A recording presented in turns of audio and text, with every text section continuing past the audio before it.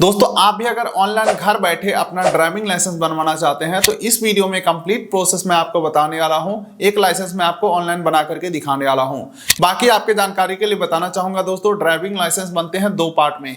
पहले बनता है लर्निंग लाइसेंस, जिसका वैलिडिटी 6 महीने तक होता है। इस 6 महीने तक आप रोड पे गाड़ी चला सकते हो, चालान से बच सकते हो। हालांकि इसके कई सारे टर्म्स एंड कंडीशन होते हैं जिसके डेप्थ में नहीं जाऊंगा।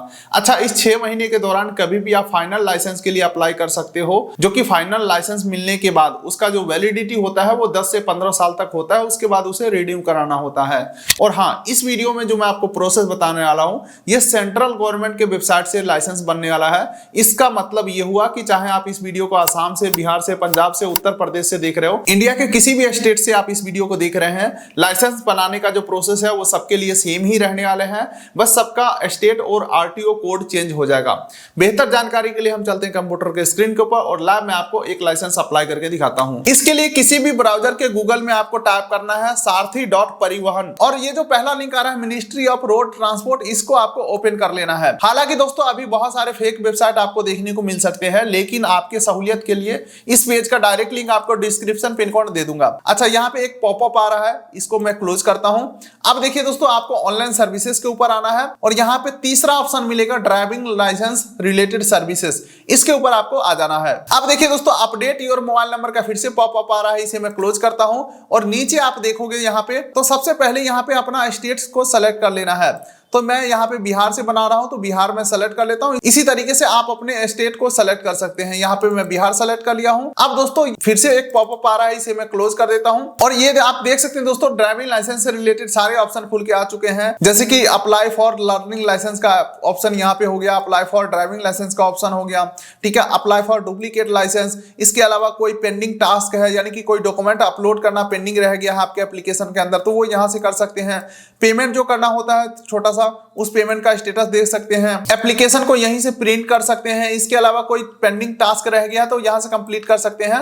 तो सारे काम यहां से हो पाएगा। लेकिन अभी सबसे पहले हम क्या करेंगे, लर्निंग लाइसेंस को अप्लाई करेंगे। इसके लिए पहला ऑप्शन है अप्लाई फॉर लर्नर लाइसेंस, इसके ऊपर मैं क्लिक करता हूं। अब देखिए दोस्तों, यहाँ पे सिंपल सा कुछ गाइडलाइंस दिए जा रहे हैं, सिंपली आपको यहाँ पे कंटिन्यू कर देना है और फिर अगला यहाँ पे आ जाता है सेलेक्ट कैटेगरी, ठीक है, इसे मैं सेलेक्ट करता हूं। तो यहाँ पे हम जनरल कैटेगरी सेलेक्ट करेंगे। जैसे कि यहाँ पे और भी ऑप्शन है, फॉरेनर कोई बनाना चाहते हैं, या कोई एक्स सर्विसमैन है, या कोई दिव्यांग पर्सन है, तो मैं यहाँ पे जनरल रखने वाला हूं। उसके बाद दोस्तों यहाँ पे आपको 3 में से एक ऑप्शन को सेलेक्ट करना होता है, जिसमें लास्ट ऑप्शन में बोला जा रहा है एप्लीकेंट होल्ड लर्नर लाइसेंस, यानी कि पहले से आपके पास लर्नर लाइसेंस है तो इसको सेलेक्ट करोगे। सेकेंड ऑप्शन आता है एप्लीकेंट होल्ड ड्राइविंग लाइसेंस, पहले से आपके पास ड्राइविंग लाइसेंस है तो इस ऑप्शन को सेलेक्ट करोगे। लेकिन दोस्तों ना ही मेरे पास लर्नर है, ना ही मेरे पास ड्राइविंग लाइसेंस है, बिल्कुल ही फ्रेश आदमी हूं, तो यहाँ पे पहले ऑप्शन को हम सेलेक्ट करेंगे और सबमिट के ऊपर क्लिक करेंगे। अब देखिए दोस्तों, आगे बढ़ने से पहले यहाँ पे 2 ऑप्शन आ रहा है, सबमिट वाया आधार ऑथेंटिकेशन और दूसरा आ जाता है सबमिट विदाउट आधार ऑथेंटिकेशन। अगर आप सबमिट वाया आधार ऑथेंटिकेशन करते हो तो इससे क्या होगा, आधार ओटीपी लगेगा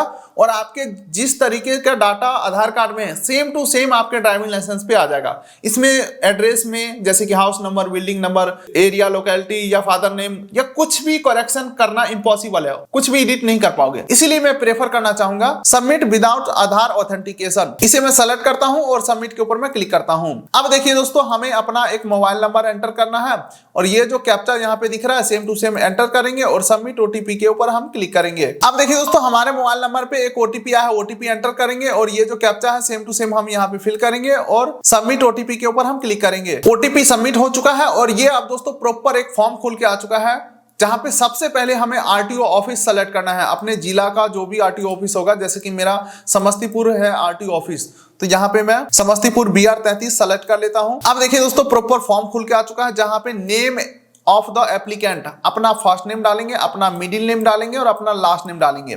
उसके बाद रिलेशन के अंदर यहाँ पे फादर, मदर, हस्बैंड और गार्जियन का ऑप्शन है, तो यहाँ पे मैं फादर सेलेक्ट कर लेता हूँ और यहाँ पे फादर का फर्स्ट नेम डालेंगे, फादर का मिडिल नेम डालेंगे और फादर का लास्ट नेम डालेंगे। वैसे आप डिटेल्स को इस प्रकार भी वेरीफाई कर सकते हो, जैसे कि नेम ऑफ एप्लीकेंट के अंदर फर्स्ट नेम, मिडिल नेम और लास्ट नेम जैसे ही मैं डाला हूँ तो फुल नेम के अंदर देख सकते हैं यहाँ पे हमारा फर्स्ट, मिडिल, लास्ट तीनों इकट्ठा आ चुका है। अब चलिए दोस्तों, यहाँ पे हमें अपना जेंडर सेलेक्ट कर लेना है।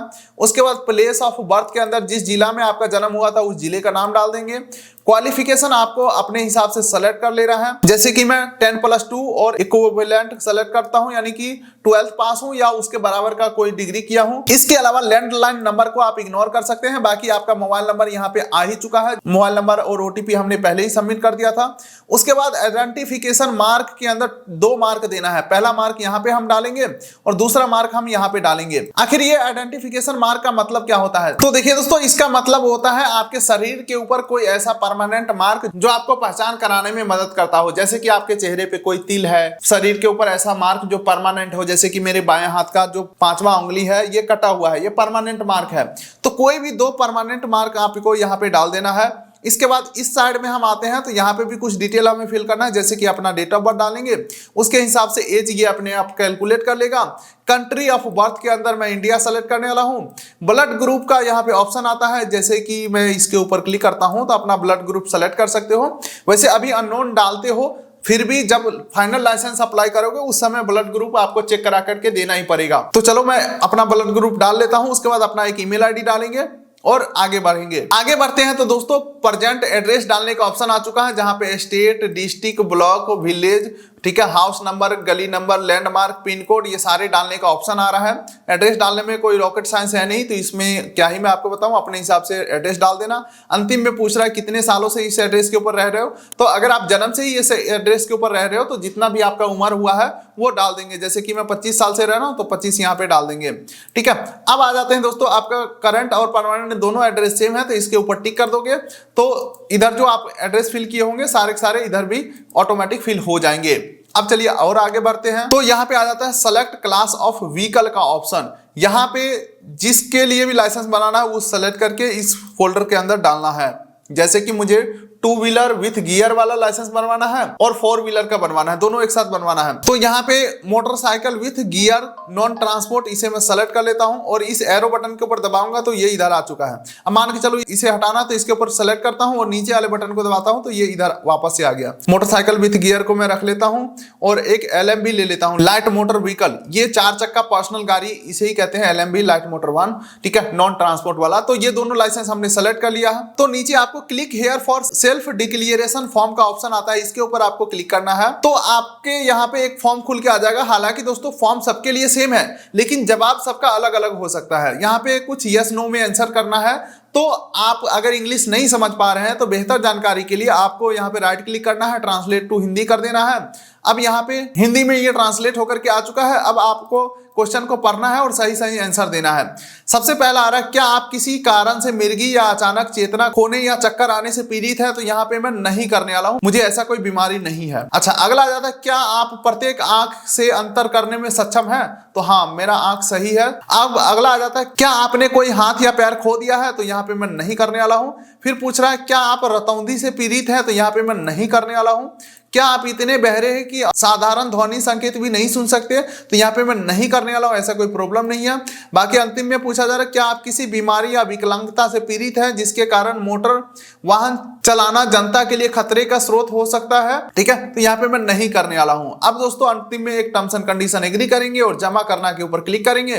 फिर से बोला जा रहा है, क्या आप self declaration physical fitness submit करना चाहोगे? तो यहाँ पे मैं ओके कर देता हूँ। अब देख सकते हैं, self declaration as to physical fitness has been submitted successfully, okay कर देता हूं। और यहाँ पे अंतिम में पूछा जा रहा है, क्या आप डेथ के केसेस में अपना ऑर्गन डोनेट करना चाहोगे किसी को? तो यस नो में जवाब दे सकते हैं। उसके बाद अंतिम में एक टर्म्स एंड कंडीशन एग्री करेंगे और ये जो कैप्चा है सेम टू सेम हम यहाँ पे फिल करके सबमिट के ऊपर क्लिक करेंगे। अब देख सकते हैं, congratulation your application has been submitted successfully.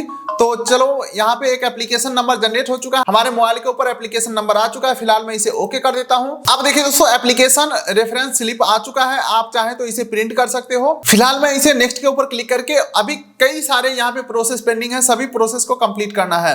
Next के ऊपर मैं क्लिक करता हूं। अब देखिए दोस्तों, एप्लीकेशन नंबर आ चुका है, डेट ऑफ बर्थ आ चुका है। अब ये जो कैप्चा है सेम टू सेम हम यहाँ पे फिल करके सबमिट के ऊपर क्लिक करेंगे। चलिए दोस्तों, एप्लीकेशन हमारा खुल के आ चुका है। पेंडिंग टास्क कंप्लीट करने के लिए नीचे स्क्रॉल करेंगे तो यहाँ पे आप देखोगे fill application detail learning licence के लिए यहाँ पे कंप्लीट हो चुका है।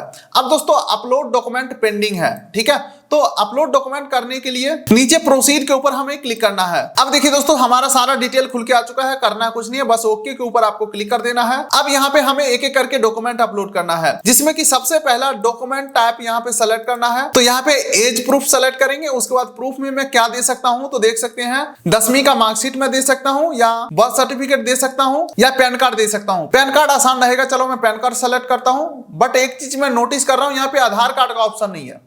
चलो कोई बात नहीं, पैन कार्ड सेलेक्ट कर लेता हूं। डॉक्यूमेंट नंबर के अंदर अपना पैन कार्ड नंबर डाल देना है। इशू बाय में यहाँ पे इनकम टैक्स डिपार्टमेंट डाल देना है। इशू डेट में आप चाहें तो छोड़ सकते हो, कुछ भी मत डाले, कोई दिक्कत नहीं। और यहाँ पे कॉन्टैक्ट नंबर में भी कुछ भी नहीं डालेंगे। और यहाँ पे फाइल को अटैच करेंगे, जो कि फाइल 500 KB के अंदर होना चाहिए। और फॉर्मेट आप देख सकते हो JPEG या PDF में होना चाहिए। चलो मैं एक बार अपलोड करता हूं। दोस्तों डॉक्यूमेंट हमारा अपलोड हो चुका है। आप चाहें तो व्यू कर सकते हैं या कंफर्म कर सकते हैं। यहाँ पे मैं कंफर्म करता हूं। और यहाँ पे आप देखोगे तो एक डॉक्यूमेंट हमारा अपलोड सक्सेसफुल हो चुका है। दोबारा से एक और डॉक्यूमेंट हमें अपलोड करना है। तो दूसरा ऑप्शन में देखने को मिल रहा है एड्रेस प्रूफ। तो इसे मैं सेलेक्ट करता हूं। और प्रूफ के अंदर आपको क्या क्या ऑप्शन मिलेगा, हाँ यहाँ पे एड्रेस प्रूफ के अंदर आधार कार्ड का ऑप्शन है। तो चलो मैं आधार कार्ड सेलेक्ट कर लेता हूं। उसके बाद आधार कार्ड का फोटो यहाँ पे अपलोड कर देना है। और इसे भी मैं कंफर्म करता हूं। और ये दोनों डॉक्यूमेंट हमारा अपलोड हो चुका है। नेक्स्ट के ऊपर मैं क्लिक कर देता हूं। अब आप दोस्तों फिर से वापस से एप्लीकेशन नंबर और डेट ऑफ बर्थ के ऊपर हम रिडायरेक्ट हो चुके हैं। ये कैप्चा हम यहाँ पे फिल करके सबमिट के ऊपर क्लिक करेंगे। इसी प्रकार से बार बार हम एक एक स्टेप को कंप्लीट करते जाएंगे एप्लीकेशन नंबर डाल करके। फिर से हम आ चुके हैं एप्लीकेशन पेज के ऊपर, नीचे स्क्रॉल करते हैं। तो अब आप यहाँ पे देखोगे अपलोड फोटो एंड सिग्नेचर वाले पेज के ऊपर यहाँ पे ये टास्क अभी पेंडिंग है।